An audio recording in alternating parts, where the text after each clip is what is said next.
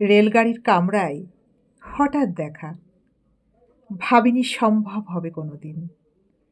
আগে ওকে বারবার দেখেছি লাল রঙের শাড়িতে, ডালিম ফুলের মতো রাঙা।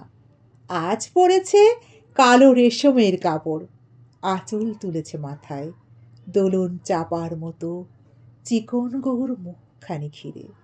মনে হলো কালো রঙের একটা গভীর দূরত্ব ঘনিয়ে নিয়েছে নিজের চারদিকে, যে দূরত্ব সর্ষে ক্ষেতের শেষ সীমানায়, শালবনের নীলাঞ্জনে। থমকে গেল আমার সমস্ত মনটা। চেনা লোকটাকে দেখলেম অচেনার গাম্ভীর্যে। হঠাৎ খবরের কাগজ ফেলে দিয়ে আমাকে করলে নমস্কার। সমাজবিধির পথ গেল খুলে।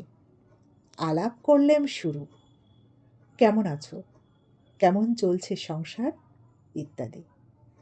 সে রইল জানালার বাইরের দিকে চেয়ে, যেন কাছের দিনের ছোঁয়াচ পার হওয়া চাহনিতে।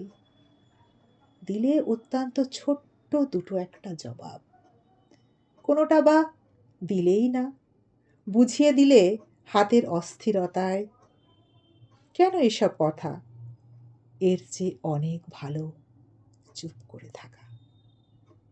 আমি ছিলাম অন্য বেঞ্চিতে ওর সাথীদের সঙ্গে। একসময় আঙুল নেড়ে জানালে কাছে আসতে। মনে হলো কম সাহস নয়। বসলুম ওর এক বেঞ্চিতে। গাড়ির আওয়াজের আড়ালে বললে মৃদু স্বরে, কিছু মনে করো না, সময় কোথা সময় নষ্ট করবার। আমাকে নামতে হবে পরের স্টেশনে, দূরে যাবে তুমি। তাই যে প্রশ্নটার জবাব এতকাল থেমে আছে শুনব তোমার মুখে, সত্য করে বলবে তো?